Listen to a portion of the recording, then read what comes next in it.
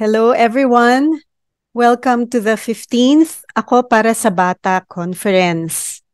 Ako po si Lian Peña Alampay, Chair of Ako Para sa Bata Session 6, and I am happy to be your moderator this morning.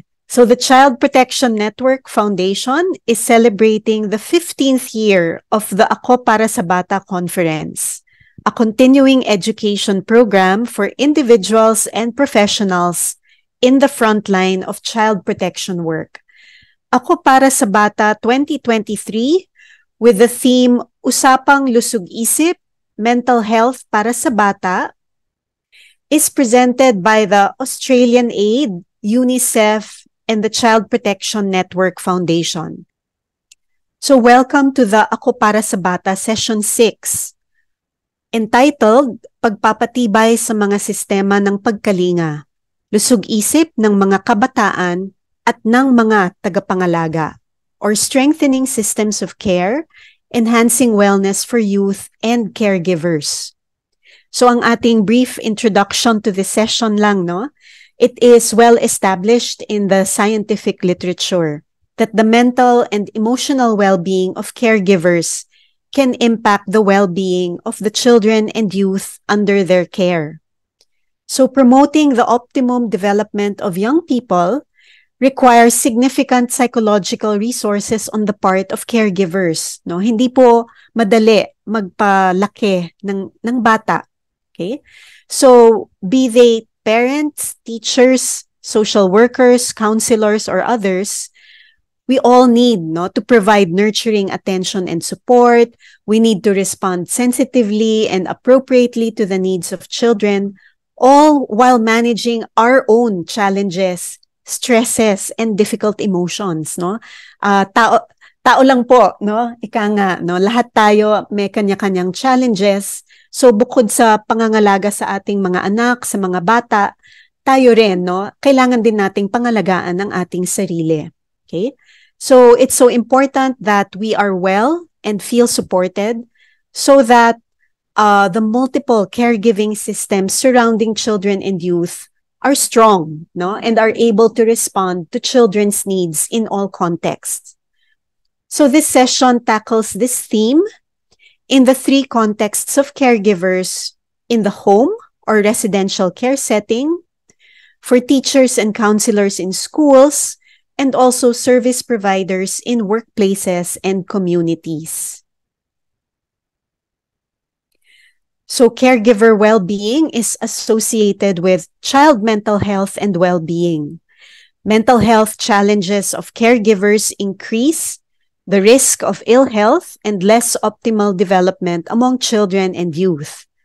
So caregivers in all contexts of care should be supported to enhance their well-being. Yan po ang ating pinakapunto ngayong umaga. Okay? So the objectives of this session are to discuss the various risk and protective factors that might influence caregivers' mental health and well-being, to explain how caregiver mental health and well-being can influence caregiving behaviors and practices that affect children's mental health. We will present preventive approaches to enhance children's mental health via the strengthening of contexts of care. And finally, we will demonstrate self-care and well-being practices for caregivers and service providers. Ang ating mga learning outcomes, no? So we aim to explain concepts of risk and protective factors associated with caregivers' mental health and well-being. We will describe how caregiver mental health can impact children's mental health. We will apply preventive strategies and skills to enhance mental health and well-being of caregivers. And we will critically examine how the caregiving system or context can be strengthened to support caregiver and service provider well-being. Okay? Ayan po, naka-flash po on screen ang ating program this morning. Napakarami pong tatalakayin. We have a very tight schedule. So questions will be entertained during the open forum, and we will end the session with a self-care activity. Okay? So, welcome again to Ako Para sa Bata Session 6. Okay? Pagpapatibay sa mga sistema ng pagkalinga, lusog-isip ng mga kabataan at ng mga tagapangalaga.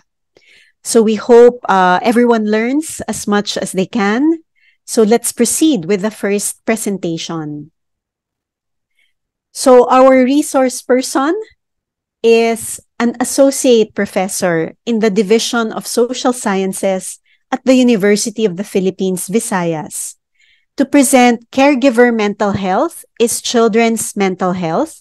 Let us all give a warm welcome to Dr. Bernice Vanya Landoy Mamawag. Thank you so much, Ma'am Lian. Good morning, everyone. I am honored to be part of Ako Para sa Bata International Conference.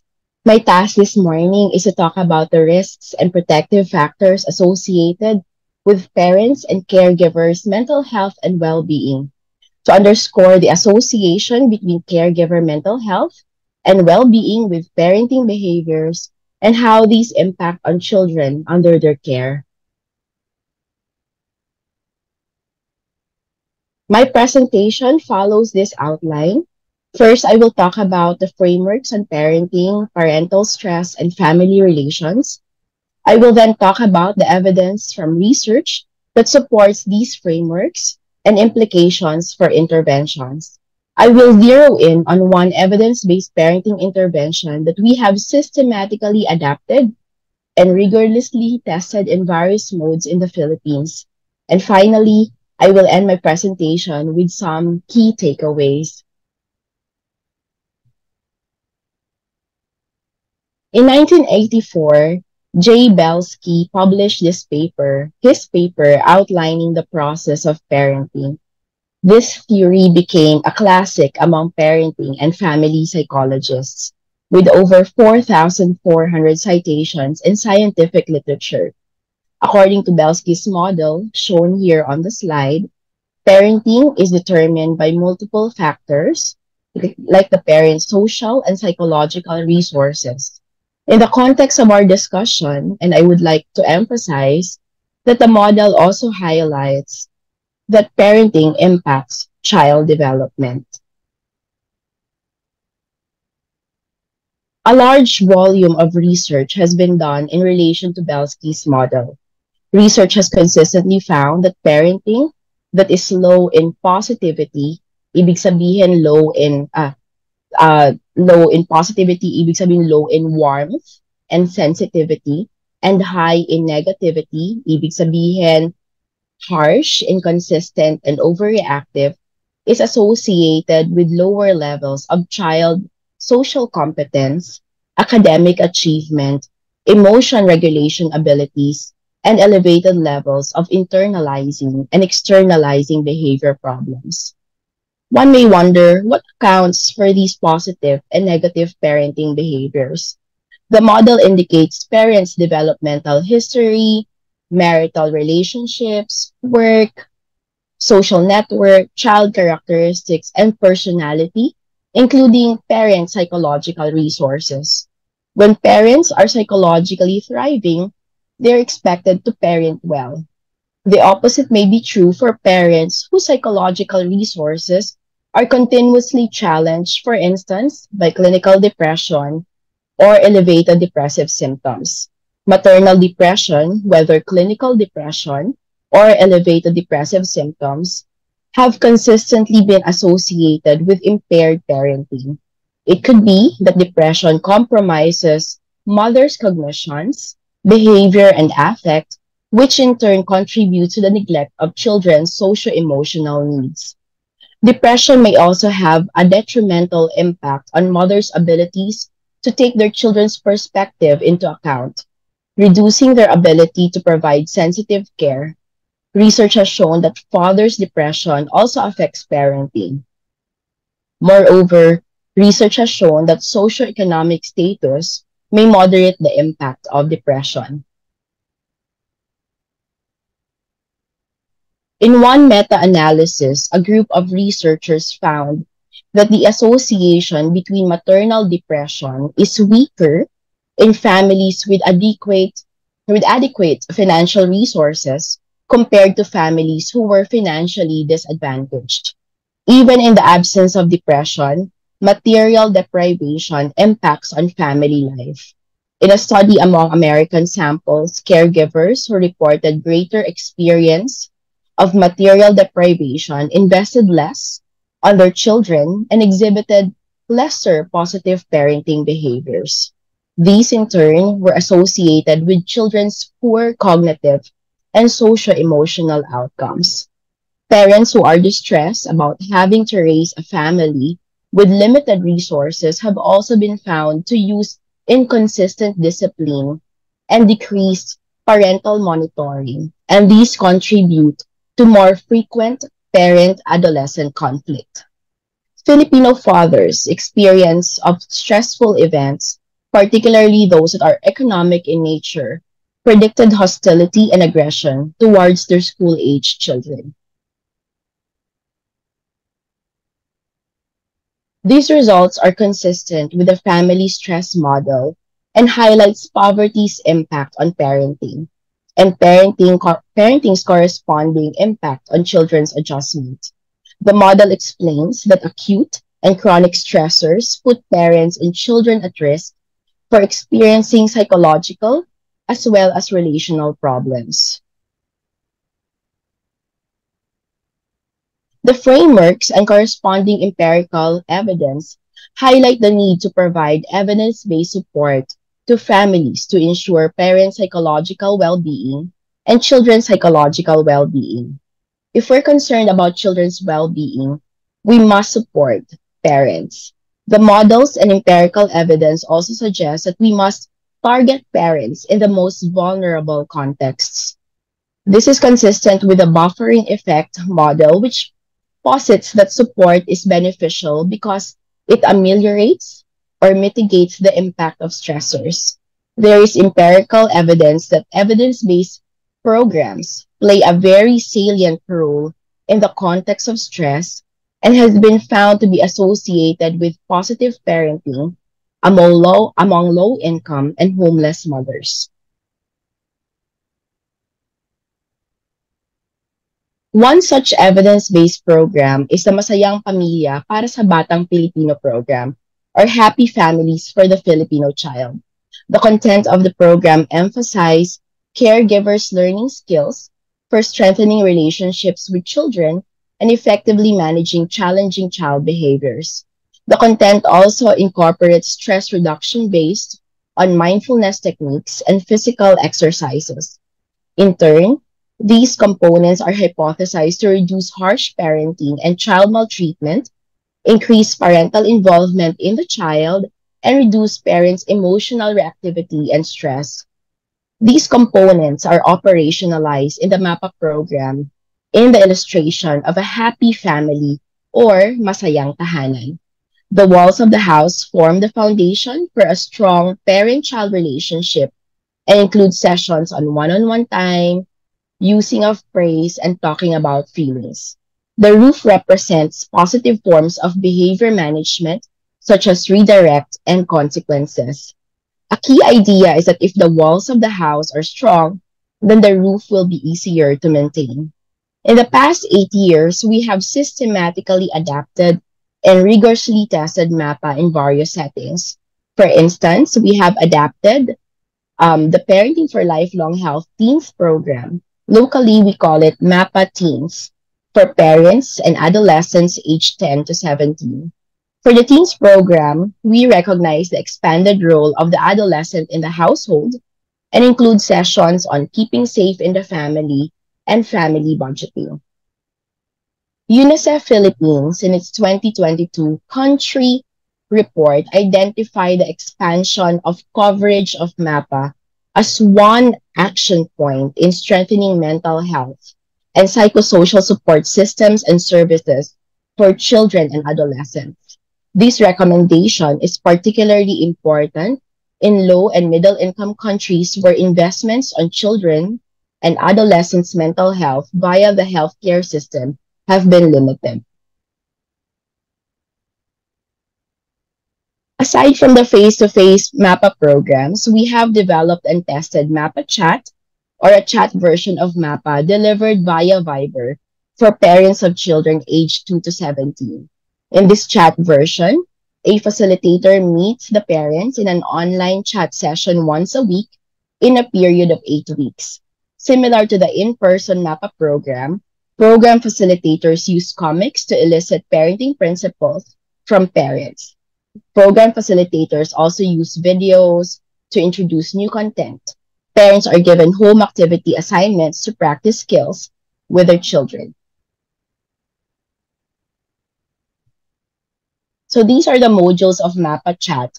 The modules are consistent with the contents of the in-person version of MAPA. There are 6 core modules, and depending on the needs of the local government unit, additional modules are provided to parents and caregivers. For those of you who are not familiar with MAPA, the first session on one-on-one time is a limited amount of time that parents spend with their children, wherein they give focused, undivided attention. This module is child-led in that the parent and child do what the child chooses to do in a limited amount of time, say 5 minutes.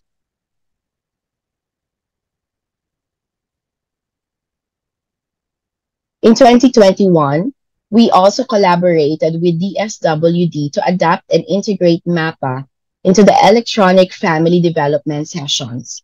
The adaptation resulted in the integration of MAPA in EFDS. We integrated 6 modules, which we call EFDS MAPA modules, and these were delivered over 6 months through various modes enumerated on the slide. So we train more than 4,800 social workers, municipal and city links, and community service providers on MAPA, messages, and facilitation skills. The slide shows the social media cards of EFDS MAPA modules that were posted on Facebook. Municipal links also posted the materials in community centers, disseminated printed materials, and conducted small group neighborhood sessions. According to DSWD, over 4 million 4-piece families received the EFDS MAPA modules.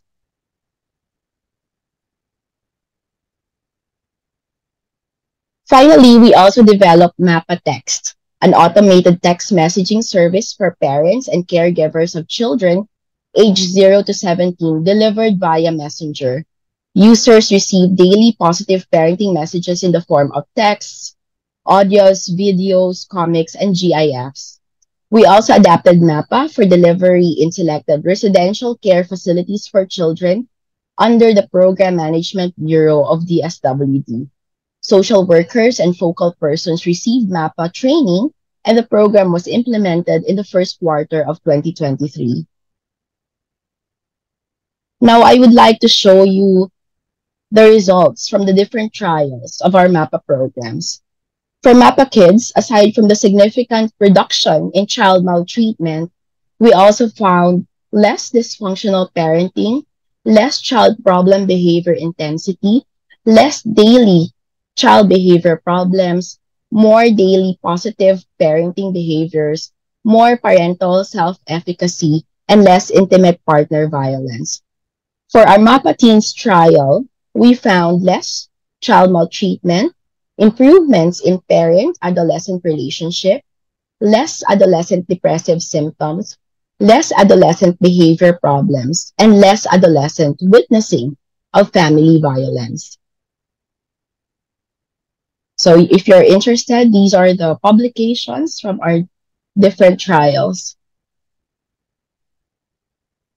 From our MAPA Chat trial, we found less child maltreatment, less parenting stress, less depressive symptoms, less child behavior problems, less child behavior problem intensity, and less intimate partner violence.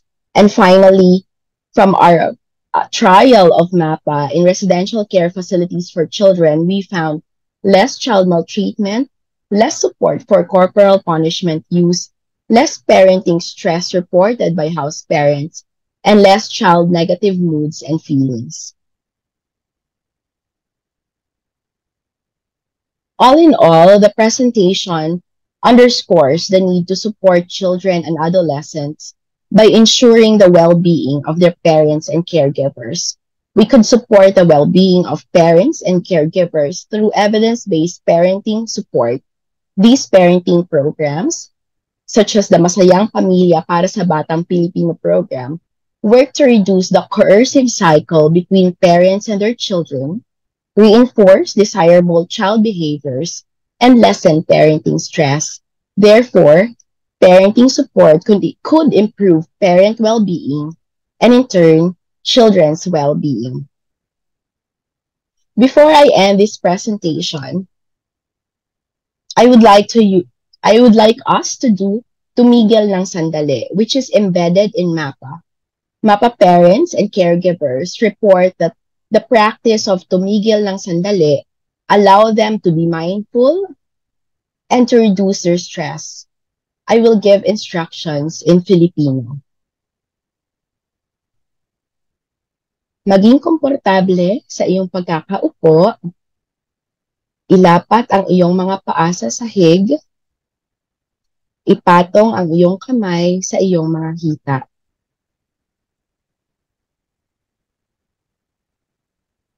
Ipikit ang iyong mga mata kapag komportable kang gawin ito. Tanungin ang sarili, ano ang iniisip ko ngayon?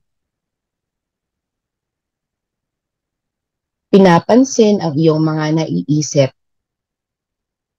Pinapansin kung ito ay negatibo o positibo.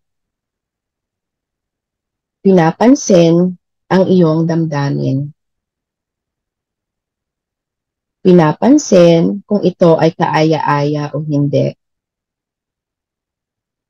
Pinapansin ang nararamdaman ng iyong buong katawan. Pinapansin kung saan may ginhawa o kung saan may tensyon.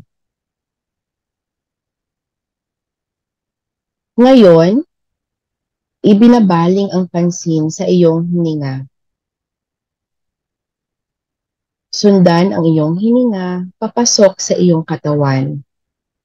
Ang pagdaloy nito sa iyong dibdib at ang paglabas ng iyong hininga sa iyong katawan.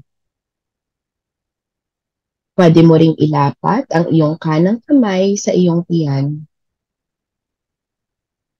Pansinin ang pag-akyat baba nito habang ikaw ay humihinga. Kung napapansin mong ikaw ay stressed o tensyonado, pwede mong sabihin sa sarili mo, okay lang ito. Kahit ano pa man ito, okay lang ako. Ngayon, ibalik ang iyong kamalayan sa iyong paghinga at ang kakabit na mga pakiramdam nito sa iyong katawan. Ituon ang iyong pansin sa iyong paghinga sa iilan pang mga sandali.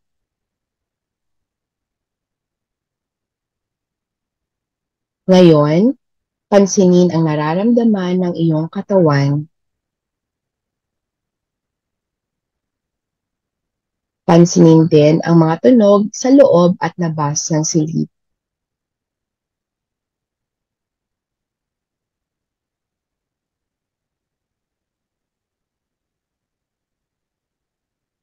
Sa ngayon, tayo ay tumigil ng sandali para pagnilayan kung may nag-iba sa ating nararamdaman sa ngayon at noong bago tayo mag-umpisa.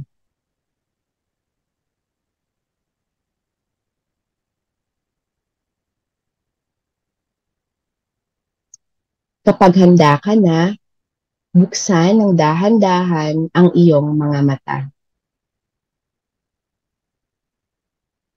Sana po ay maipractice natin ang tumigil ng sandali sa araw-araw nating pamumuhay. Thank you for your attention. Maraming salamat po. Maraming salamat, Dr. Mamawag. Maraming salamat, Nice, no? Nice ang kanyang palayaw.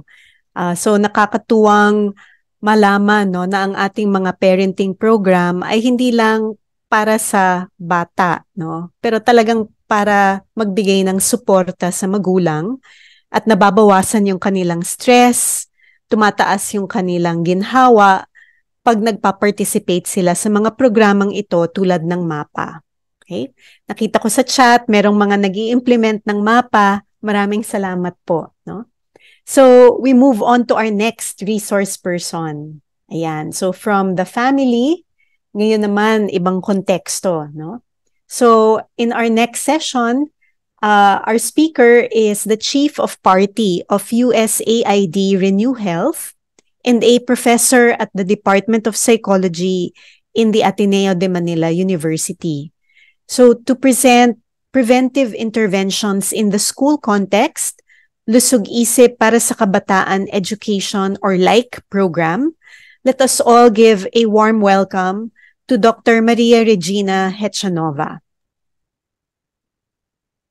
Hello, good morning everyone, and to be here. I'd also like to congratulate the MAPA team for the amazing work sa parenting. Ang presentation ko naman ngayon ay for a program for prevention in mental health and substance use na pwedeng gawin sa school setting o sa community setting. And I would also like to acknowledge the presence of Dr. Cam Yusay, who from the USAID Renew Health, who has also led this, who was project leader for this. So ano nga ba ang Lusog Isip Kabataan Education? The Renew Health Project actually began as a community-based drug rehabilitation program in 2019. And our dilemma was, paano pa natin matutulungan ang ating mga kabataan na umiwas sa masasamang bisyo tulad ng droga? So pwede ba ako magtanong sa ating mga attendees dito, bakit nga ba gumagamit ng droga ang mga kabataan? Pwede nyo bang i-chat sa inyong chat sa chat box? Ano ba tingin ninyong rason? Bakit nga ba gumagamit? So yan, nasagot na tayo na curiosity, sabi ng iba broken family, kalimutan ng problema, peer pressure, barkada, depression, escape. Ayan. So tama po lahat yan, ano? Kami naman, gumawa din po kami ng isang pag-aaral para maintindihan ano po ba nga ang mga rason kung bakit. Next slide, please.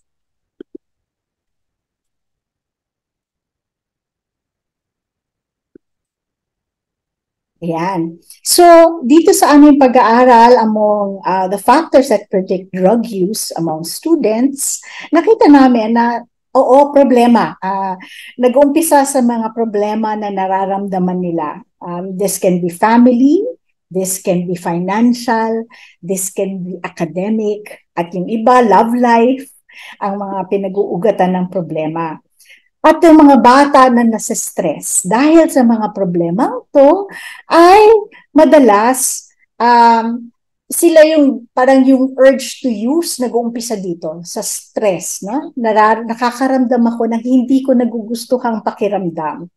Ang magandang nakita namin sa pag-aaral, however, is that family support and school support can actually buffer the experience of stress. So for example, if you have parents who have parenting skills and are able to help children manage their stress, nakakatulong yon. Kung meron kang social workers, kung meron kang teachers or guidance counselors na nakakapag-provide ng suporta na babawasan yung nararamdaman. Ngayon, sa pag-aaral namin, nakita namin, hindi lahat ng stress na bata gumagamit ng droga. Nag-uugat ito sa maling pag-cope sa problema, di ba? All of us experience stress, all of us have ways of coping. But we found out that those who are using what we call avoidant coping, ano po ba yung avoidant coping? Those who try to escape from their problems rather than face them. Those who try to deny or try to sort of cover, di ba? Lalo na ngayon with social media, with all of this technology, there's no time for our kids to actually accept na stressed ako.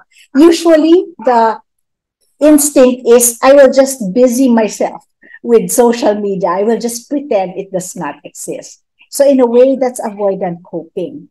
We also found that yung mga bata, hindi naman tumatalon sa substance use, no? Generally, dumadaan muna sila sa other substances, which is alcohol and cigarette use.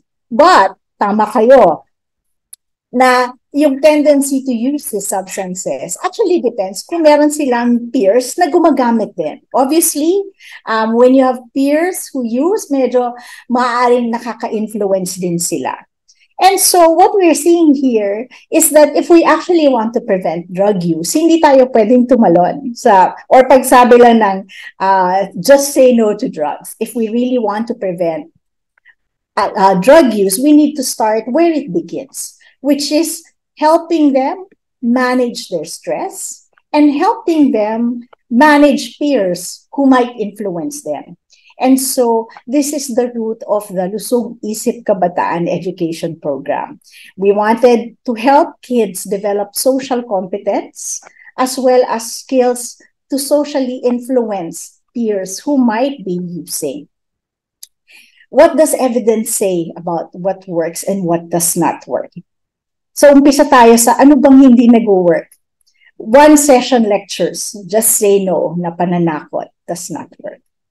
Focus solely on demand reduction, just focusing on the use itself and not understanding that substance use, like any risky behavior, has social determinants, no? Whether it is environment or parenting or just the accessibility of use.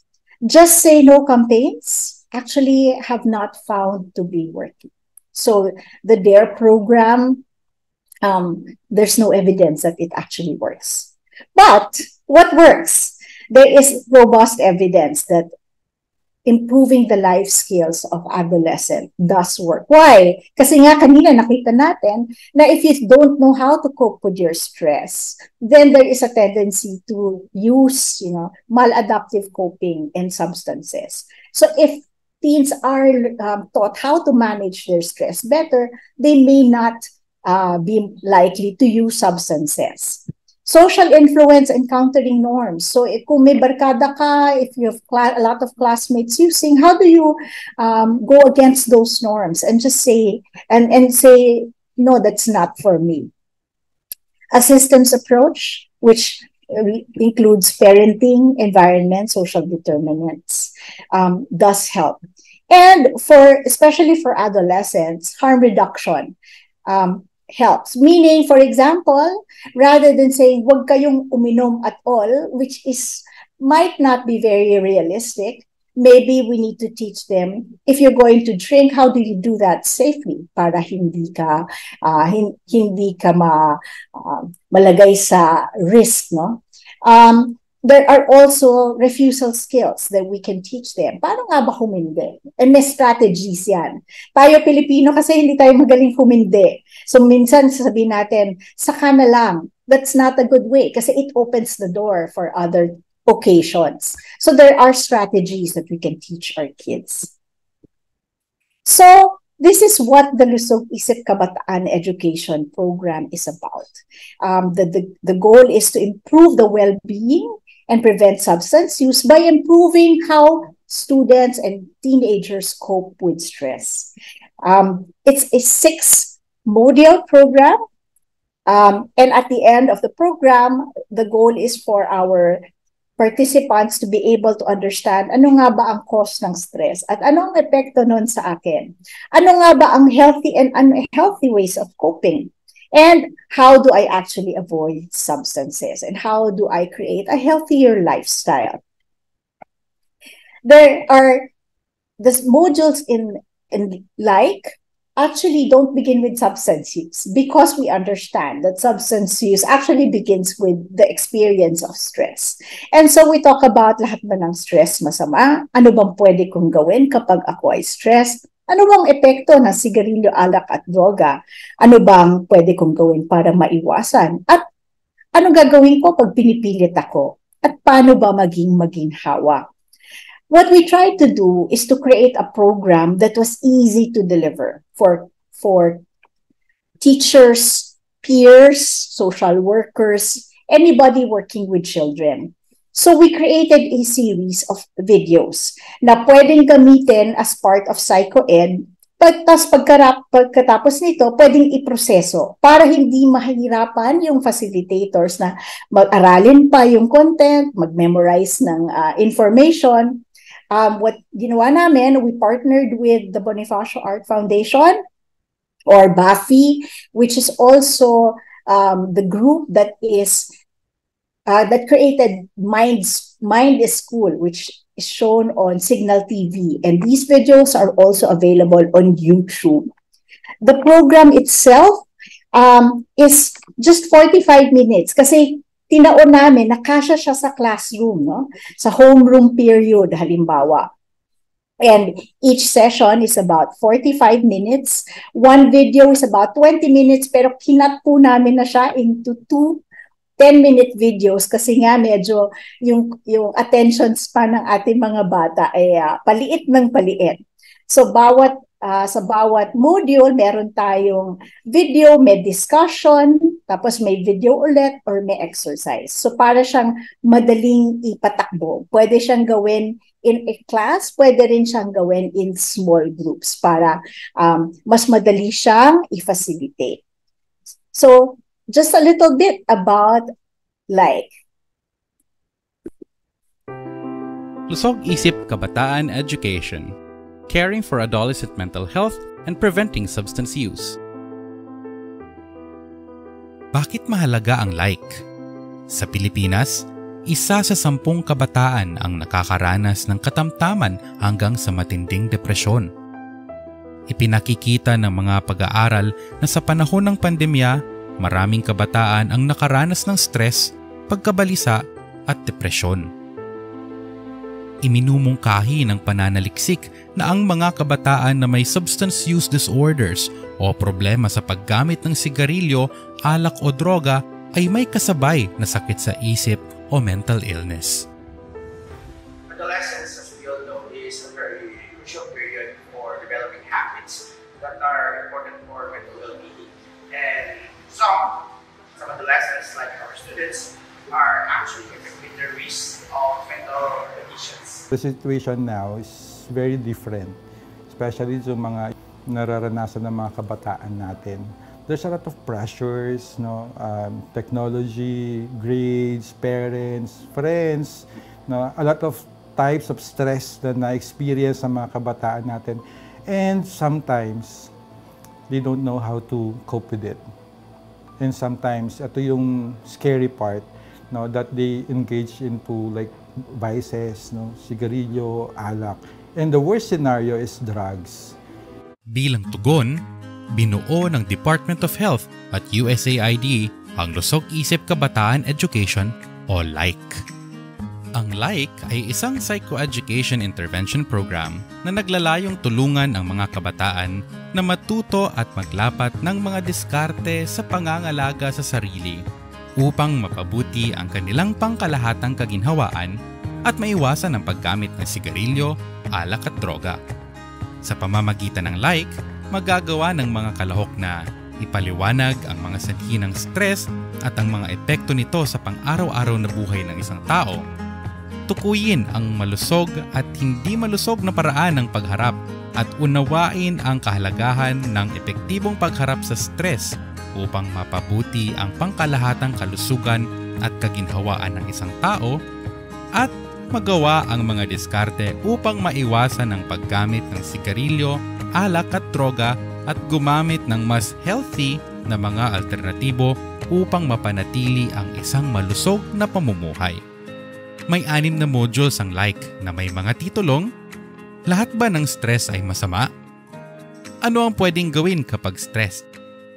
Ano ba ang epekto ng sigarilyo, alak o droga?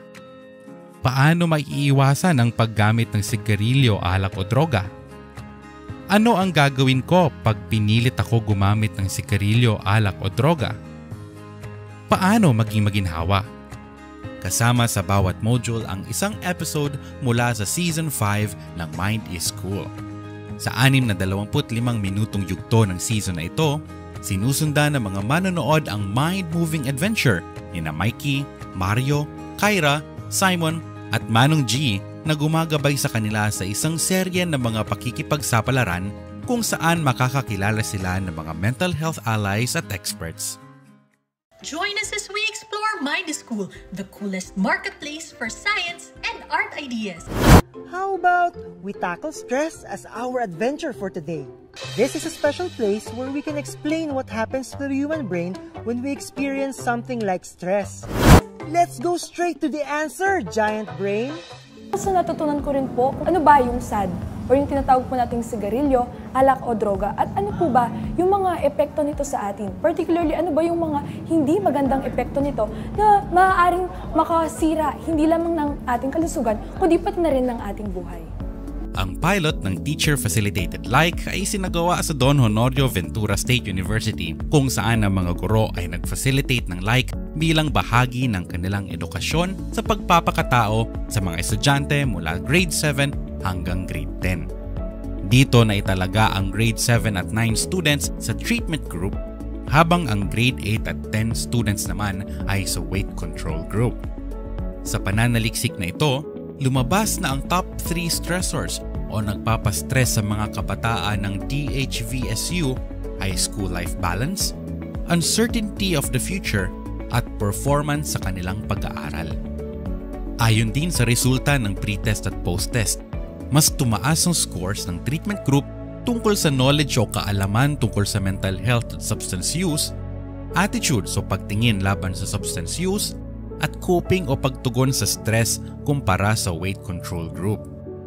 Pagdating naman sa kumpiyansa sa pagtanggi, mas malaki din ang pag-akyat ng scores ng treatment group kumpara sa weight control group. Personally po, nung napanood ko po yung mga like projects, unang-una ko pong pumasok sa isip ko, nakaka-engage siya ng mga kabataang katulad ko. Particularly sa mga presentations, sa mga videos na isang kita mo pa lang or unang sulyap mo pa lang, mas nakaka-excite sa feeling, mas nakaka-encourage siyang panoorin dahil dun sa mga visuals, dun sa mga presentations na inihahanda, na hindi lang sila nagbibigay ng information, bagkus nire-relate sila in our everyday lives. When it comes doon sa pagtuturo ng like, I guess the biggest thing that like would like to share and impart to the students is that they need to become wise when it comes to deciding what to use. Although they are curious about many things, they need to become wise because they will reap what they will sow. So I guess when it comes to that area, like is very successful in establishing wise youth in the future. It is satisfying because not all of the time students share about the things that they keep as secret. But when it comes to teaching, like, they really open their experiences and then they ask me as their facilitator what are the things that they need to do so that they could avoid this future effects of SAD that will really ruin their future. Yung application, the web-based application, yung like na ginagamit nila ngayon, that's very helpful eh. I think that's very helpful talaga kasi anytime they can access it, anywhere they can access it. Mas naintindihan ng mga kabataan natin ngayon na hindi lang sila dapat maging physically healthy, kundi pati yung kanilang mental health. That's very important.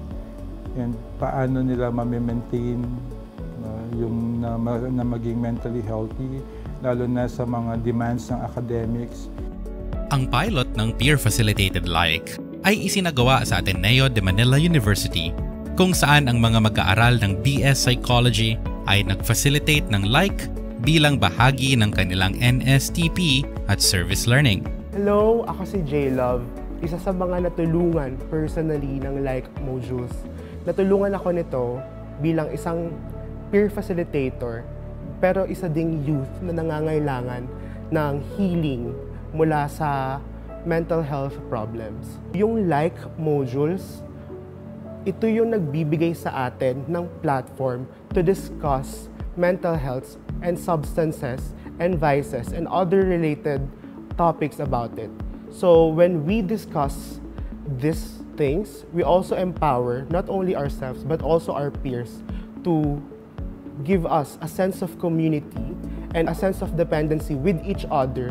I think yung pinaka tinuturo talaga ng like is to be open about your issues, to be open about your problems, the people that you care for, and people that care for you, yung mga magulang natin, mga kaibigan na gustong tumulong sa atin. So yung pagiging bukas, pagiging mulat, at pagiging siguro mapagmahal sa sarili natin at sa iba. So very personal siya kasi nung bata ako, wala yung like modules para tumulong sa akin at gumabay kung paano ba i-navigate yung exposure dun sa sigarilyo, alak, droga. Napakahalaga kasi nung like modules kasi binibigyan tayo nito, ine-equip at ine-empower nito yung mga tinuturuan niya para makahindi at maka-oo doon sa healing and healthy ways of coping. Ayon sa resulta ng pre-test at post-test nito, tumaas ang scores ng mga kalahok tungkol sa kanilang knowledge o kaalaman, attitude o pagtingin laban sa substance use, kumpiyansa sa pagtanggi at adaptive coping o pagtugon sa stress. It takes a village to raise a child, but it takes a nation to educate one. So yung pinaka-importanteng na ibigay sa akin ng like, yung message niya, is yung hindi ka nag-iisa. Kasi yung healing and yung paglaban sa sigarilyo, alak, droga ay very community-based. And tinuturuan tayo ng like doon sa mga lessons niya na maraming stakeholders na tutulong at handang tumulong at dapat tumulong para sa isang tao, bata man, matanda, youth man, na nangangailangan ng tulong against sigarilyo, alak, droga and kailangan ng tulong sa kanyang mental health. Mukhang epektibo ang like sa pagpapabuti ng kaalaman tungkol sa mga epekto ng stress at paggamit ng substances tulad ng sigarilyo, alak at droga. Mga pagtingin at saloobin laban sa paggamit ng substances tulad ng sigarilyo, alak at droga at pagsusulong ng mga coping strategies. Ayon sa resulta ng pilot test, ang like ay isang evidence-based at scalable intervention para sa paglalayon ng mental health at substance use prevention. Lusog Isip Kabataan Education, caring for mental health and preventing substance use. So maraming nagtatanong kung saan available ang like. Na ito po ay ilo-launch na rin po, natutuwa po kami na in-embrace na po rin siya ng Department of Education, and this will all be available in a website called Lusog Isip Online. Actually, the website is already live pero wala pa po yung material, so we are transitioning the materials to this website. The website will contain self-help resources, katulad ng mga videos for mental health, mindfulness, etc. And it will also contain the course materials. Next slide, please. So the program can be delivered face-to-face, but there's also an option to direct our youth to an asynchronous course, which is also available in the website. Next slide, please. So, halimbawa itong Lusog Isip Kabataan Education. So, actually, students can also take it on their own time. It's an asynchronous self-paced course. Lahat po ito ay free of charge and walang bayad, and so students will be able to access this. The website will be launched by the Department of Education next week on November 20. And by the end of the year, we hope to have in this website all the materials. So magkakaroon ng isang section dito for materials for teachers. And so yung videos na napanood ninyo kanina, the facilitators' kits, the teachers' manuals, all of that will be available on this site. Yun po. So abangan po ninyo at thank you for your time. If you have any questions, you can email me at this address. Marami pong salamat. Thank you very much, Dr. Gina. Thank you for this resource, no? Malaking tulong to sa ating kabataan, malaking tulong para sa mga teachers at iba pang service providers, no? It's a very scalable preventive intervention, kanga. So at this point, we would like to introduce the last major presenter before our reactor. Okay, So we have two more psychologists who will now present about trauma-informed care for health and social welfare service providers. Okay? So our speakers, the first is Angelique Villasanta. She is an instructor at the Department of Psychology at the Ateneo de Manila University.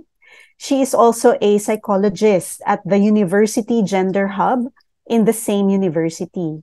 So let us all welcome Angelique Villasanta. And with her, co-presenting with her, is another instructor at the Department of Psychology in the Ateneo. Abigail Acosta, or Avi, is a psychologist at the Ateneo Bulatao Center for Psychological Services. So let's welcome Angelique and Abigail. Thank you, Doc Lian.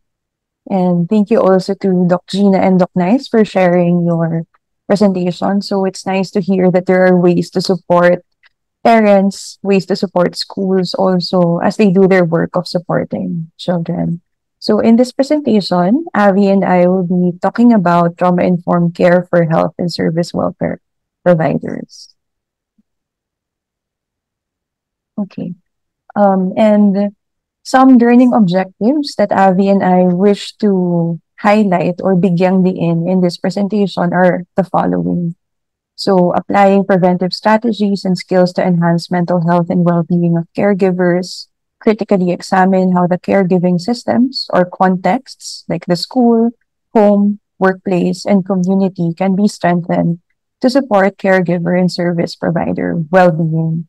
So in the previous sessions, we talked about the mental health of the child, taking care or supporting the people that we care for. In this session, we wish to focus also on the carer and how we can support the carer, which is you. So everyone joining here today on Zoom and on the different platforms. So we hope that at the end of this, there's something that you can take away for yourself. Simple lang yung flow in the presentation. Let's begin with talking about trauma-impacted systems, and then we'll present a model for understanding ano ba yung stress and wellness. And this is called the socio-ecological model. After that, we'll talk about the principles of trauma-informed practice with the intention of building a community of practice that values trauma-informed care. And then we will be ending with steps, an invitation also to take care of the self and to strengthen the systems that we are part of. So first, we want to present this idea that stress and trauma is not something that only impacts individuals or people, but is something that also impacts systems. So usually, kapag inisip natin yung stress or yung trauma, ang naiisip natin na ito ay nararamdaman ng isang tao. Pero gusto namin ipakita yung idea na ang stress at trauma ay hindi lang nararamdaman ng tao, ngunit nararamdaman ng mga groups of people, nararamdaman din siya ng organization. So this really shifts the understanding of trauma and stress as something that's not only experienced by survivors, but also experienced by carers. So those who do care work. And the systems that the carer is part of. And this also entails a recognition that the mental health and well-being of the caregiver affects the mental health and well-being of the child. Magka-connect yun. And finally, recognizing that you, ikaw, as a caregiver, needs support too, to prevent trauma and vicarious traumatization, burnout, and compassion fatigue. And supporting you is also a way of supporting the child system of care. Ito yung mga points na bibigyan namin ng diin in this presentation. So one thing we can look at is the relationship between the child and the carer. Avi, would you like to share a bit about this? So just thank you, Angelique. So just picking up also from what Angelique mentioned, no, parang very important yung role ng carer and taking care of the mental health of the carer because para siyang nag-interact siya, no, as you influence or have an effect on the child also has an effect on you na parang the child relies on you to also learn. Kasi di ba parang children rely on adults in their lives to be able to develop ways to take care of themselves. So the more as carers we are able to model that, the more that the child may have a more stable adult in their lives also that they can learn from and rely to. Thanks, Abby. And so further looking into parang aside from the child, ano ba yung ibang mga bagay that affects our system or your system, no? So parang your own family, your own colleagues are affecting you also. The workload that you have, parang if madami ba or sakto, no? The neighborhood quality that you have, yung economic systems, yung sweldo, yung government, yung social systems around, justice system, even the healthcare system can affect how we can care for the child and also how we can care for ourselves. And there are also cultural norms that can parang influence that. So parang yung culture of parang spirituality dito sa bansa natin, yung culture ng malasakit, yung minsan parang bigay tayo ng bigay hanggang sa maubos tayo kasi nasa kultura natin yung tumulong, no, yung magbigay. At saka another thing that is part of the system that we are operating on is we are still recovering from the pandemic. And so parang paano ba ito nakakaapekto sa mga sistema natin, sa work natin, sa family natin, sa relationship natin, sa atin? At paano ito nakakaapekto with how we care for the children that we support and that we support. Angelique? Thanks, Abby, for that. Siguro ang gusto ko lang idagdag dito is minsan may napapansin tayo na epekto sa atin, tapos madali lang isipin na, baka ako lang to. Baka ako lang yung nasa-stress, ako lang yung nababurn out. Pero kailangan din tignan, ano ba yung mga things around us, the different systems around us, that maybe also is related to that feeling. Ano bang nangyayari sa family? Ano bang nangyayari sa workplace? Ano bang nangyayari dun sa neighborhood, social systems that impact also our capacity to do the care work. In the next few slides, Abby and I will be sharing about the different principles of trauma-informed practice para yung systems of care natin maging aware of this understanding of stress and trauma as something as not just individual, but also systemic and social. So yung unang principle of trauma-informed systems of care is really the principle of safety. And when we think about this principle, yung pwede nating tanungin sa sarili natin is, sinusuportahan ba ng sistema ang physical, emotional, at social na pangkaligtasan ng lahat ng kasapi ng organisasyon na to or ng sistema na to, pati na yung kaligtasan ko. And here are some things, concrete things that we can look out for. First is ensuring that members are protected from abuse. In this organization, do members have that protection? Are members provided a nurturing environment that validates their needs and feelings of all the members? Are members allowed to express themselves without fear of ridicule, shame, or being dismissed? Is action being taken to actively prevent bullying, harassment, and other abuses of power? Kapag ligtas ang isang organisasyon, mas madali for carers to have that capacity to provide support also for others or to provide also that sense of safety with others. And principle number 2, trustworthiness and transparency. So siguro before then mag-proceed, no, parang take a brief moment also to check within yourself and your own systems.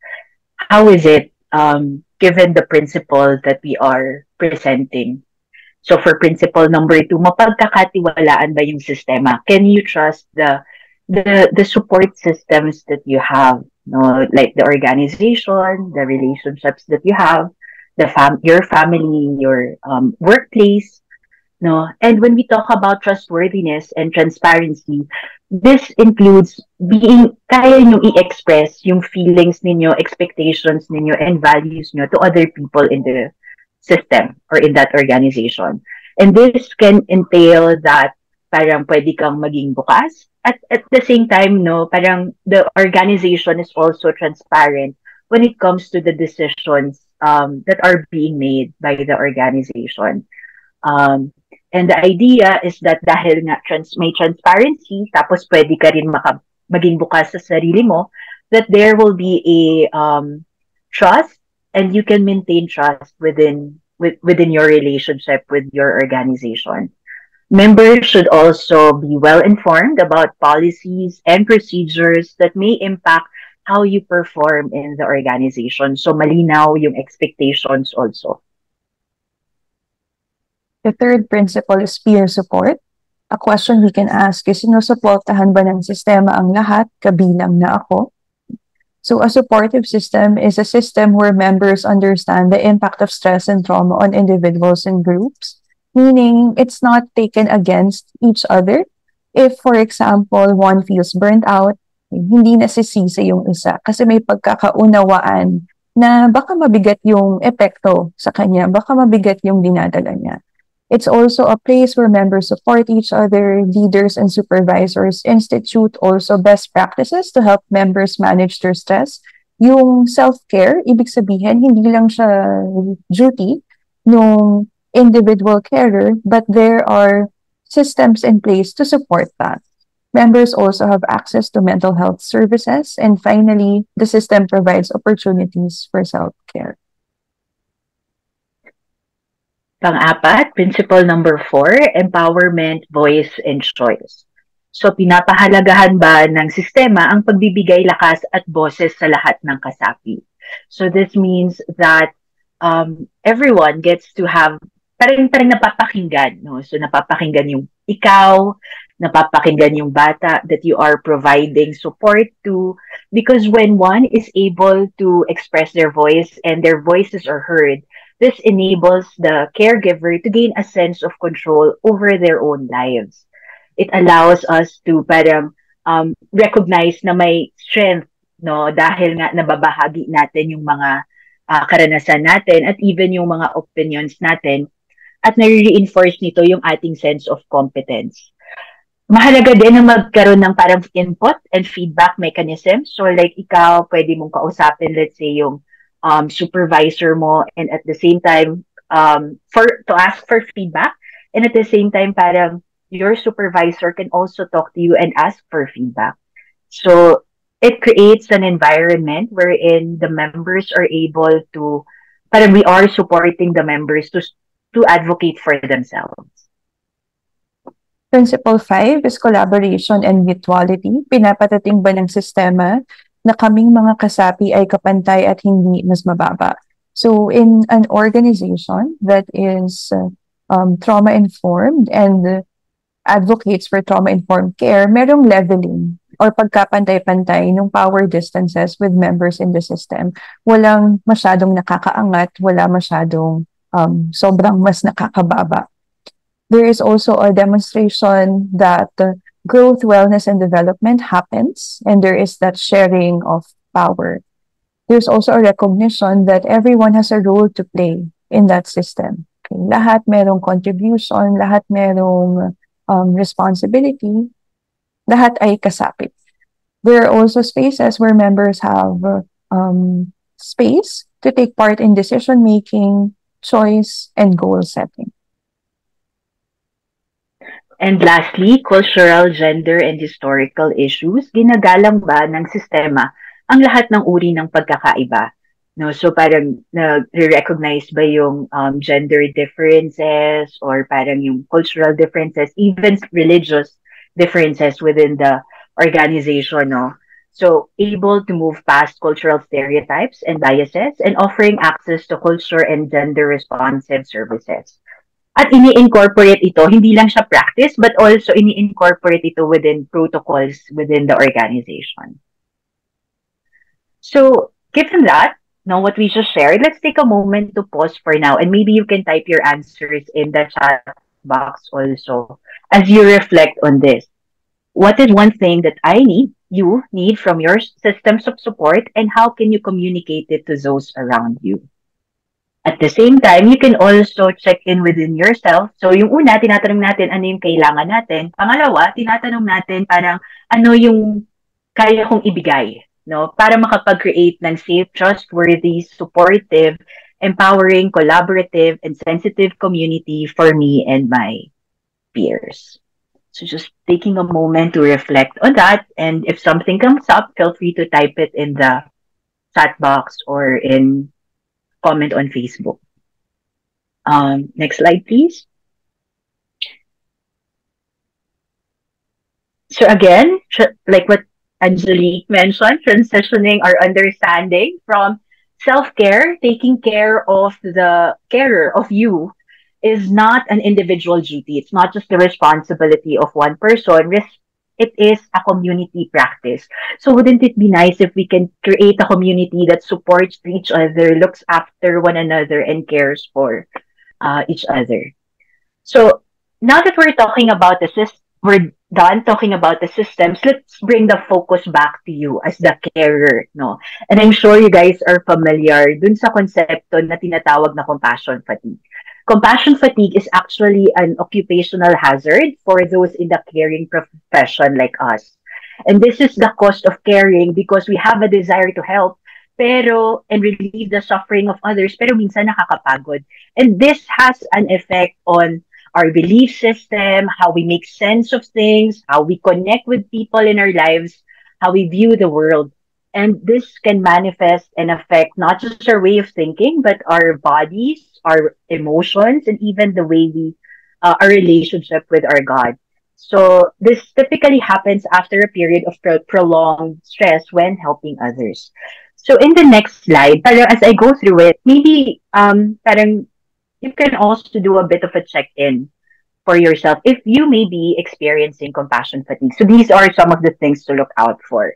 Number one, dito sa slides na to pala, parang you may know, makikita natin na ito yung mga bagay na nadadagdag or parang sobra when it comes to compassion fatigue, feeling overwhelmed and exhausted by work demands, increased anxiety, sadness, anger, and irritability, physical symptoms like headaches, nausea, upset stomach, or dizziness, an increase in substance use, so pwedeng kape, sigarilyo, alak, as a form of self-medication, and increased conflict in personal relationships.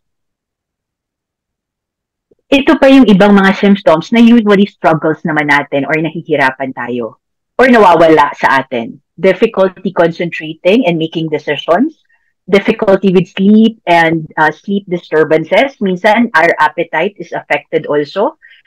Feelings of helplessness and powerlessness in the face of your client suffering, feeling detached, numb, wala nang nararamdaman, disconnected na, no? Nawawala na yung empathy, minsan madali na tayo mainis. Loss of interest in activities that we used to enjoy, neglecting our own self-care, and withdrawing from the people around us, no? Our workmates, our family members. So, parang, how do we, after doing that, no, and after doing the check-in, how do we combat this compassion fatigue if this is something that we experience? So there is a concept called compassion satisfaction, and this is actually the antidote to compassion fatigue. So compassion satisfaction naman is the pleasure that we derive from being able to help. Ito ay connected with resilience, and this is oftentimes parang influenced by our, caring satisfaction, yung satisfied tayo with how we care for others, our commitment to our work, our ability to be kind to ourselves, and yung kawalan ng burnout. So mahalaga na naaalagaan natin yung sarili natin para hindi tayo ma-burnout. This is also indirectly influenced by common humanity emotions. Common humanity emotions refer to yung pakiramdam na hindi ka nag-iisa sa pinagdadaanan mo at may kasama ka. So babalik tayo dun sa pinag-usapan natin kanina na mahalaga yung community of practice or community of support that we need to establish for ourselves. And work team satisfaction and secure attachment. So in the next slide, you will see a checklist of like to check how is your level of compassion satisfaction. No? So I'll just go through it briefly. And maybe you can do your own check-in also. My work makes me feel satisfied. I believe I can make a difference through my work. I am happy that I chose to do this work. I like my work as a helper. I get satisfied from being able to help people. I have happy thoughts and feelings about those I help and how I could help them. And I have thoughts that I am a success as a helper. So just checking in, kamusta kayo in terms of your level of compassion satisfaction, no? And here are some things that you can do to maintain your compassion satisfaction. So mahalagang component dito is your ability to take care of yourself and know when when to do it.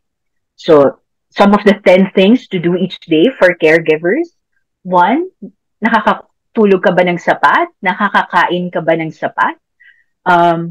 Varying the work that you do. So parang iba sa morning, iba sa afternoon, parang hindi puro yun lang, no? Para may pahinga naman dun sa trabaho. Do some light exercises, do something pleasurable for yourself, even if it's parang having a nice cup of coffee or konting masahe or makipagkwentuhan sa iba. Focus on what you did well instead of focusing on what went well. Focus on parang what did I did well for this case, or what did I do well for myself, or what did I do well for the child. Learning from your mistakes, sharing a private joke, praying, meditating, and relaxing, and lastly, supporting a colleague. No, parang ensuring that you are there for one another.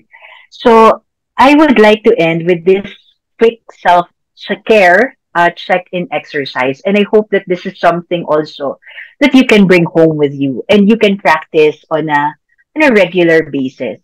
So we can call it the 4 M's of self-care: makiramdam, makinig, magpatibay, makiugnay. So taking a moment to, and I would like to invite you to do this with me also right now as I go through it. Makiramdam. So just taking a moment to pause and checking in with yourself. Kamusta ka ngayon? Kamusta yung isip mo? Kamusta yung damdamin mo?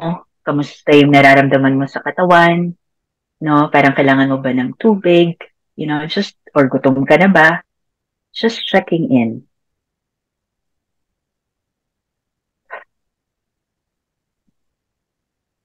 And step 2, listening to yourself. Makinig.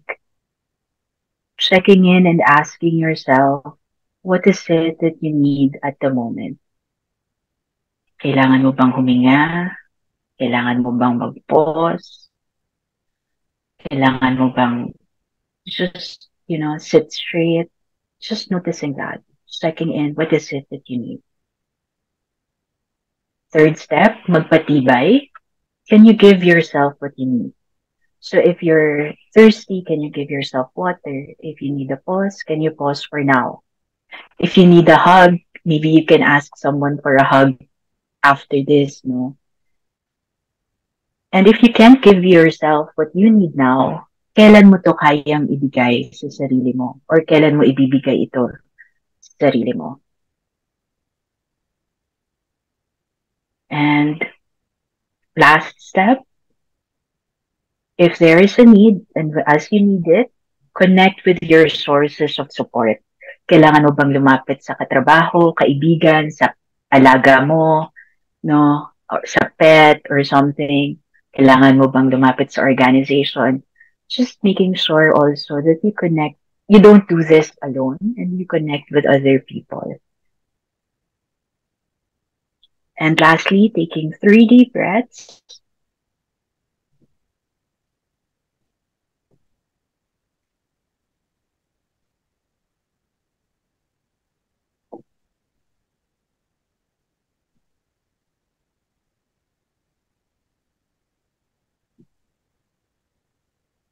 And proceeding with your day. Thank you. Maraming salamat, Avi and Angelique. Napakaraming pwedeng pagnilayan, no, doon sa inyong presentation. Sana tayong lahat ay mataas ang ating compassion satisfaction. Pwede rin namang meron tayong compassion fatigue, no, at sana meron tayong magagawa, no, para matulungan ang ating sarili, para pangalagaan ang ating sarili. Let's now hear from our representative from the Department of Social Welfare and Development, no? Because ano nga ba kung di ang DSWD, no, ang ating kasama sa pag-promote ng mental health and emotional well-being ng mga bata at ng kanilang mga tagapangalaga. So let us listen to DSWD Director 4, Maricel Deloria. Maraming salamat, ma'am, and welcome. Yan, magandang umaga sa inyong lahat at congratulations po sa organizers ng Ako Para sa Bata Conference, Usapang Lusog Isip ngayong taon. Likewise, I would like to thank the organizing committee, of course, Australian Aid, UNICEF, and Child Protection Network Foundation for the invite to share the role of the department in the promotion of mental health and emotional well-being of caregivers. No? Salamat sa mga speakers ngayong araw. Talagang napakarami nating insights. No? Well, as you may all be aware of, the DSWD is the primary government agency mandated to develop, implement, and coordinate social protection and poverty reduction solutions for and with the poor, vulnerable, and disadvantaged.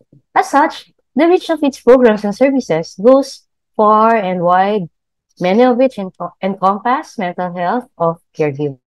Just to put a little context, from the DSWD's perspective, caregivers will be those who provide protection to our children and youth clients who are receiving community-based and center-based services.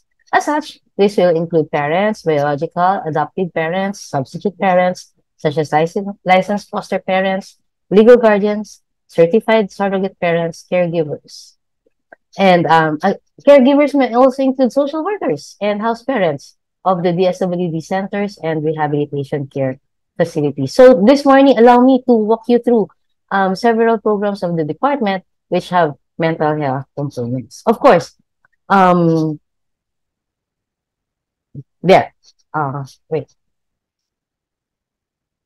First is, on the list is the recently enacted Republic Act number 11908 or the PES Program Act. And the PES involves the development and expansion of knowledge, skills, and attitudes in parenting. With objectives that seek to support parent and parent substitute as they assume the major educational role in the child's growth and development. The PES, which currently has 9 modules, will be enhanced to meet emerging needs and trends in parenting. Now, based on RA 11908 or the PES Program Act, the module should be constantly reviewed and updated, making sure that it is consistent with Filipino parenting principles, which include understanding the needs of the parents, parent substitutes, their roles and responsibilities, challenges, and victories of parenting, of course. Understanding child development, which shall encourage parents to fully support their children's social emotional learning. And of course, building child's positive behavior, keeping a healthy physical environment for the children, keeping children safe during emergencies. Now, the Act also mandates the development of the PES program framework, which will usher in a more effective implementation of the PES program in every city and municipality. Now, there is also the ERPAT, or the Empowerment and Reaffirmation of Parental Abilities, no? Which is aimed at enhancing the knowledge, attitude, and skills of fathers on parenting. So, mga tatay, no? It is envisioned to work with fathers in the community, help them to appreciate their role in the family, improve their performance as a father, access support services and activities that will help them achieve a united, productive, and stable family. And lastly, establish support groups and networks among fathers. Yan ang ERPAT. Now, we also have positive discipline in everyday parenting or PDEP, Ito naman yung authored na ni Dr. Joanne D.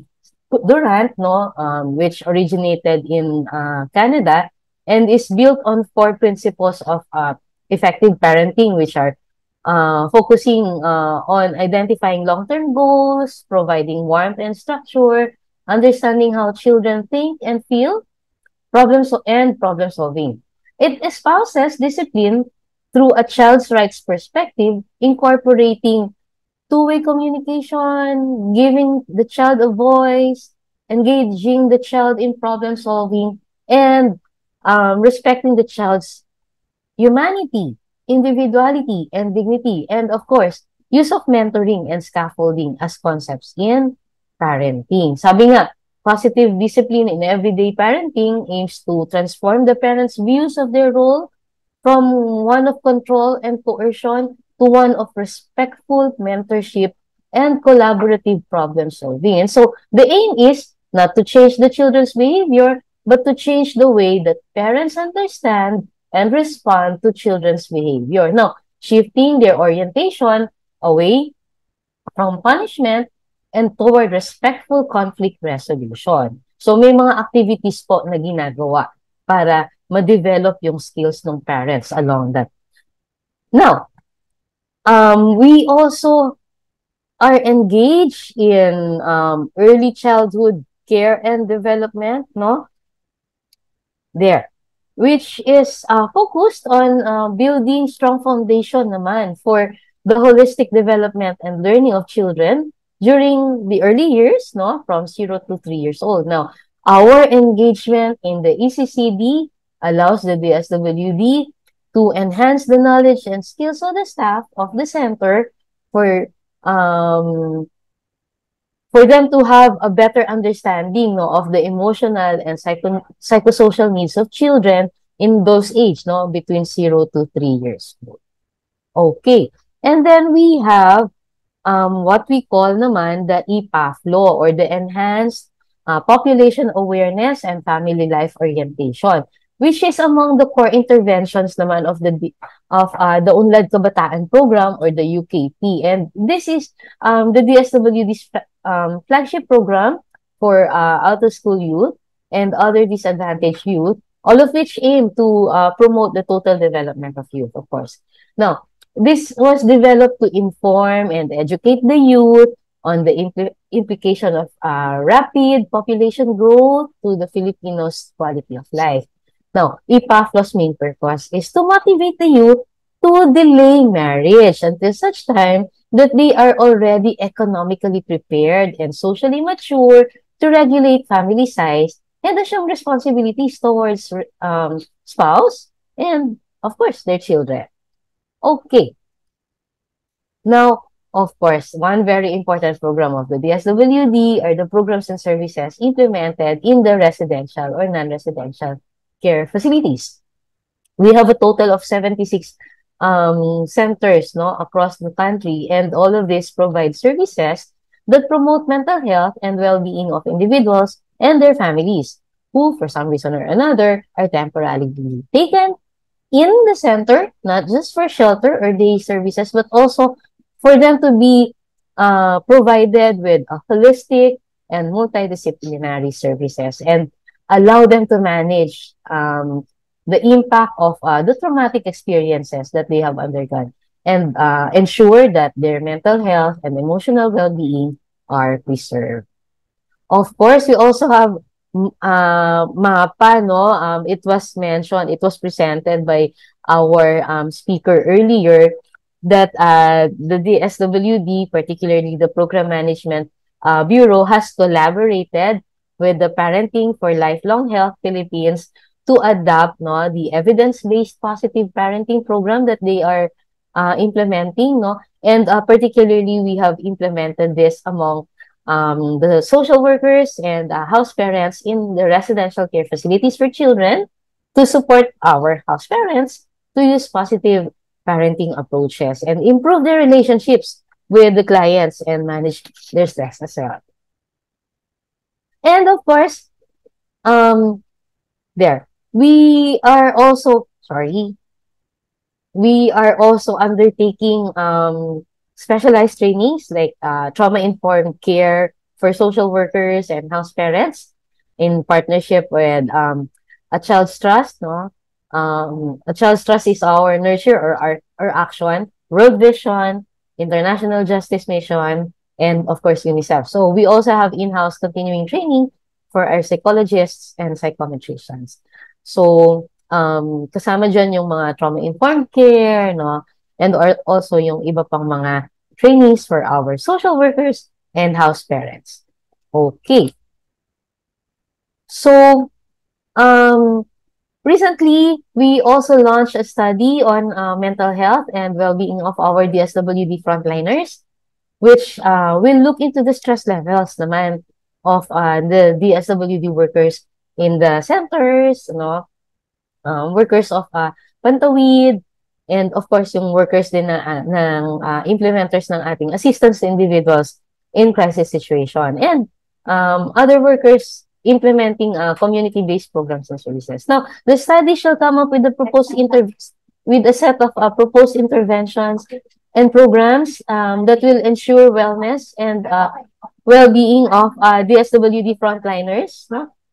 And so, cognizant that there are various determinants of mental health, the DSWD continues to work in minimizing the risks that heighten oppression and inequality for individuals, family, and community.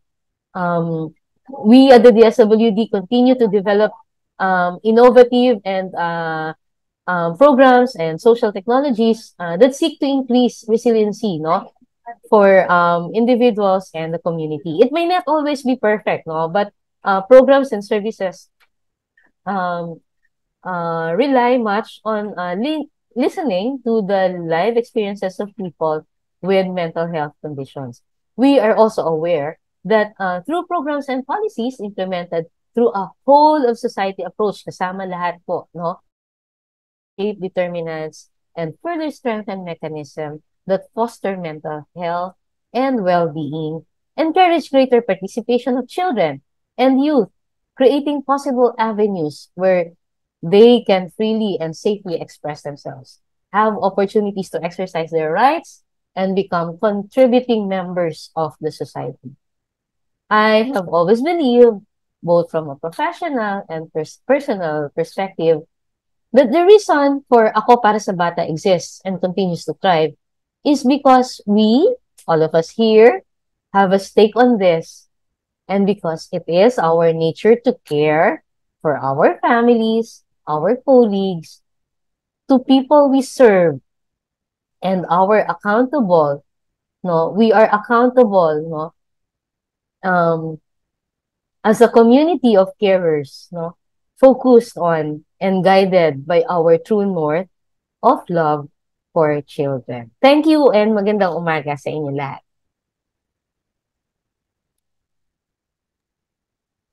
Maraming salamat po, Director Deloria. Nakakatuwa, no, na very systemic din ang approach ng DSWD. And that all of the contexts and issues that we talked about, yung pinag-usapan ni Dr. Nice Mamawag, ni Dr. Gina Hechanova, ni Miss Abigail Acosta and Angelique Villasanta, lahat yon ay natumbok din dito sa presentation ni Director Deloria of the various programs that are offered by the Department of Social Welfare and Development. No? So there is that systemic perspective, there is that support available, and I hope, no, that through all our collective efforts, no, in these community-based programs, mas lalo pang mapatibay itong mga programang ito. Alang-alang para sa ating mga kabataan. I'd like to invite to the Zoom space our resource persons, Nice, Gina, Angelique, and Avi, and Director Maricel. Marami po sa mga katanungan ay tungkol sa paano ba namin ma-access ang mapa, paano ba namin ma-access ang like, no? And I think nasagot na doon sa chat box dito sa Zoom. Nice and Camille have posted the various links for you to avail of the MAPA program and the LIKE program. No? So pwede mo kaming i-contact, pwede niyong i-contact yung resource persons for additional information, whether it's about training, access to the program itself, etc. Okay? Meron pa ditong isa pang tanong, no? Galing naman kay Mr. Justo, no? Sabi niya po, within the house, ayan, within the house, how can we help the child and the parents in their home? Okay? And in the school, papaano mo masasabi na may mental health problem ang isang bata? And what might be basic activities that you could do to help the child? So, tatanong ko lang muna yung tungkol sa pamamahay, no? Yung within the house. How could we help the child and the parents in their home? Maybe something more immediate, no? Or responsive. Meron bang gustong sumagot nung tanong na yon? Ma'am Lian, ako po. Sige, nice. Thank you. Thank you sa question, Sir Ryan. So within the Masayang Pamilya program po, what we do is we provide support to parents via phone calls. So kunwari, the facilitator calls the parent and does problem solving with the parent. So sinasabi ng parent ano yung challenging child behavior, and pinag-iisipan nila kung paano maa-address nito. Sa ibang programa, meron din po, at na-try din ito ng aming facilitators and community service providers, yung home visitation. So, pumupunta po sa mga bahay ang mga facilitators at doon po pinag-uusapan kung ano yung challenging na behavior ng mga bata. At katulad po ng ginagawa over the phone calls, nagpa-problem solve din po tungkol doon sa magandang gawin sa kilos ng bata. And laging ine-emphasize po ng aming facilitators na continued yung practice ng one-on-one time kasama ng between the child and the parent. Yung one-on-one time po ulit is a very limited time when the parent gives undivided attention to the child. So focus, undivided attention. It's child-led. So the parent asks the child, anak, meron akong 5 minuto, anong gusto mong gawin? And then follows the child's lead. Napatunayan po namin na kapag ginagawa ito consistently ng parent, nababawasan po yung attention-seeking behaviors ng mga bata, mas tumatatag din yung relasyon ng mga magulang sa kanilang anak, at mas napapasunod nila yung mga anak nila sa kanilang mga utos. So mas na-avoid po yung mga undesirable child behavior. Yun lang, Ma'am Lian. Maraming salamat, nice, no? So, sa pag-iikot-ikot sa community, pwedeng may mga house visits, may mga ganyan, no? Parang problem-solving sessions, at yung patuloy na pag-encourage na maging malapit sa anak, no? Through one-on-one time para mabawasan ang mahihirap na kilos ng kabataan. Paano naman daw sa school, no? Paano kaya masasabi sa eskwelahan na may mental health problem ang isang bata? At ano ang pwedeng unang tugon, no, para matulungan yung bata, no? Sa palagay ko, baka si Avi or si Angelique. Sorry nag-aano na ako. Alam ko, no, meron kayong masasabi tungkol dito, no? Ano yung mga senyas, no, na maaaring may pinagdadaanan ng isang bata sa eskwelahan? Baka I can begin, Avi. Tapos dagdagan mo na lang. Nakita ko din nag-reply si Doc Gina dun sa tanong na yon. So may link sa YouTube ng mga signs and symptoms ng mental health difficulties among Filipino students sa school. Ang iba pang mga senyales ay maaaring yung change in, for example, academic performance. Maaaring merong student na high-performing siya ng first quarter, tapos biglang bumaba yung kanyang score. That could be a sign of difficulties in the home or mental health difficulties in the child. Yung iba naman, nakikita dun sa grooming. dun sa physical appearance ng child. So, hindi siya usually emotional expressions eh. Pwedeng academic changes, physical changes.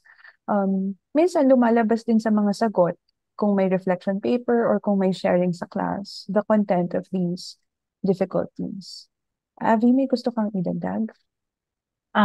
Siguro other things na pwedeng parang bantayan din, no? Parang aside from academic performance, yung absent, yung pag madalas na mag-absent yung student sa class, baka it's an indicator also na may pinagdadaanan din or sudden change in behavior in general. So not just in grooming, but kunwari tahimik sila tapos biglang naging magagalitin or energetic bigla or bigla naman na parang sobrang lively sila tapos biglang bumaba, no, nagwi-withdraw na sa tao, tahimik na, hindi na masyadong nagsasalita. So yung mga ganong parang sudden changes in behaviors, usually makikita absenteeism talaga. And maybe what can be done by teachers also includes like yung same with NICE, no? Yung kanina sinabi niya for yung parents yung mag-check-in. So ito naman parang yung teachers or yung nakapansin, yung mag-check-in dun sa bata, kung kamusta na sila, ano bang nangyayari, no? Para ma-link din natin sila dun sa support that they need. Kung kailangan nila ng like i-enroll sa like program or something, no? Parang we'll be able to provide that.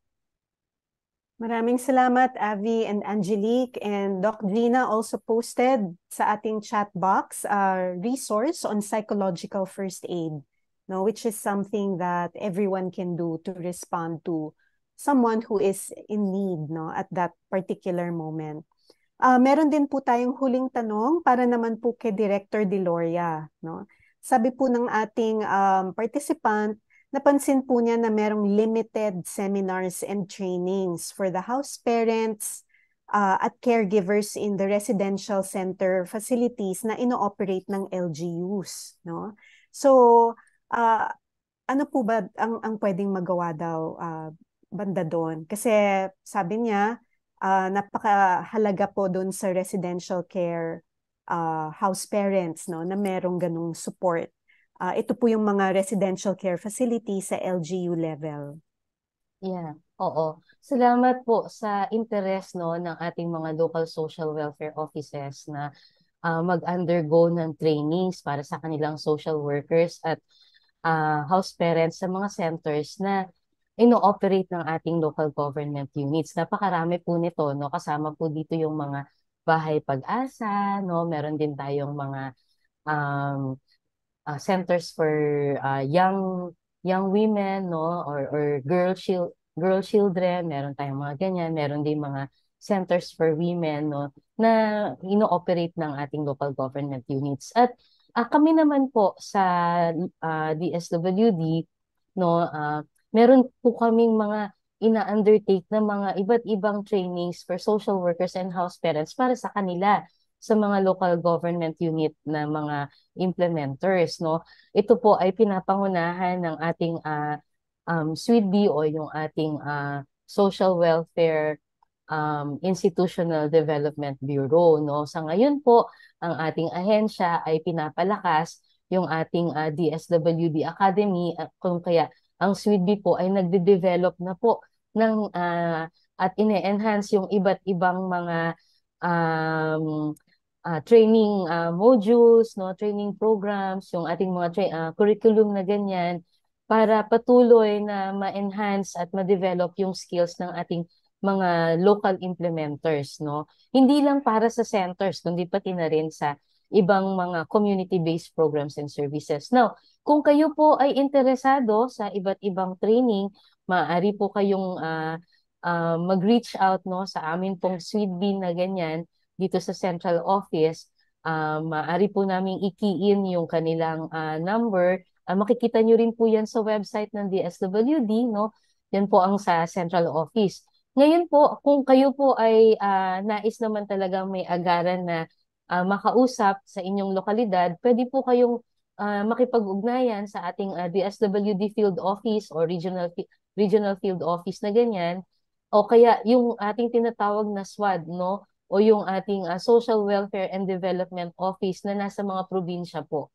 Sila po ay malugod na tutulong sa inyo upang ma-facilitate yung iba't ibang training na kakailanganin po ninyo para mas mapalakas natin, no, yung mga programa natin sa local government unit. Maraming salamat po sa tanong na yon. Maraming salamat, Director Deloria. Kami, we really look forward, no, to that DSWD Academy, no?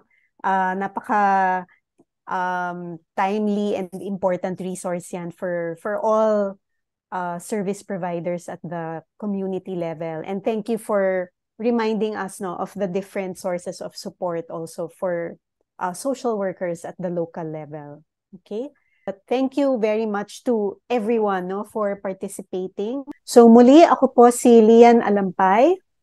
Maraming salamat po. Tayo para sa bata.